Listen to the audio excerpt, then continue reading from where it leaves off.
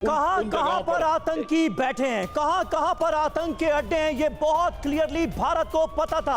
अनुज माथुर साहब जो कह रहे हैं वो बहुत पुख्ता प्रमाण के आधार पर कह रहे हैं। पाकिस्तान पर भारत ने बड़ा हमला अंजाम दिया है। पीओके के साथ साथ पाकिस्तान पर भी हमला किया गया है। ये अपने आप में सबसे इंपॉर्टेंट पॉइंट है।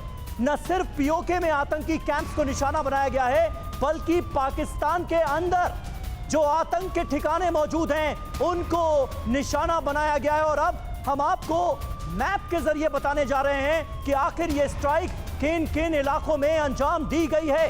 पाकिस्तान पर भारत का जो हमला हुआ है उसमें कौन कौन से इलाके टारगेट पर थे। सुमित, अब हमारे सामने इंफॉर्मेशन वॉल पर ये तमाम इलाके मौजूद हैं। मुजफ्फराबाद, कोटली, गुलपुर, भीमबर, सियालकोट और मुरीद के, इसके साथ साथ चाक अमरू, ये वो तमाम इलाके हैं जहां पर इंडियन आर्मी की तरफ से स्ट्राइक की गई है।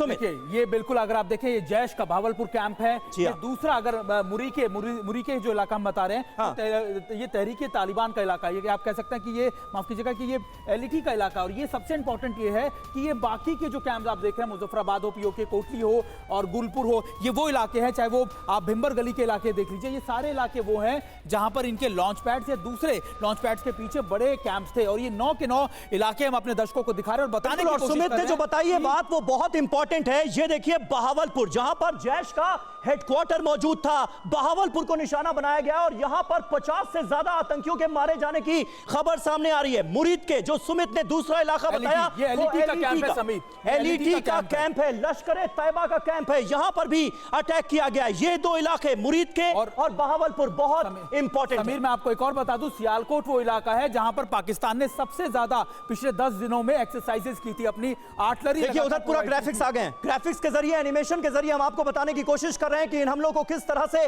किन किन इलाकों में अंजाम दिया गया है। ऑपरेशन सिंदूर में कहां कहां हमला हुआ, पूरी डिटेल हमारे सामने आ चुकी है। बहावलपुर जिसका हम जिक्र कर रहे थे, जहां पर जैश का हेडक्वार्टर है, सबसे ज्यादा आतंकी यहां पर मारे गए हैं अभी तक की जानकारी के मुताबिक। और उसके बाद दूसरा नंबर मुरीद के का है, जहां पर लश्कर तैयबा के बड़े ठिकाने थे, इनको निशाना बनाया गया है। कुछ और जगह है सुमित, देखिए, दो तो आपने बता दी कि बहावलपुर और मुरीद के, लेकिन दूसरे दो बड़े इंपॉर्टेंट लोकेशंस मैं आपको बताऊं, वो था कोटली और मुजफ्फराबाद। और ये इलाके इसलिए, ये तो पीओके का इलाका, बिल्कुल पीओके के इलाके। आपको याद होगा कि जब भारतीय सेना ने ये पुष्टि की थी कि पहलगाम के अटैक के बाद जो हैंडलर्स थे वो ना सिर्फ पीओके के इलाके में बैठे थे, बल्कि कराची के बाद दूसरे हेडक्वार्टर्स में भी बैठे थे। और यही वजह है कि इन दोनों इलाकों को चुना गया। इन दोनों इलाकों को इसलिए चुना गया क्योंकि ये पर्दे के पीछे रहकर जो बड़े अटैक्स को इनिशिएट करने वाले ये दोनों इलाके थे, मुरीद के और बहावलपुर। और ये इसलिए जैश और एलईटी दोनों इन इलाकों से ऑपरेट कर रही थी।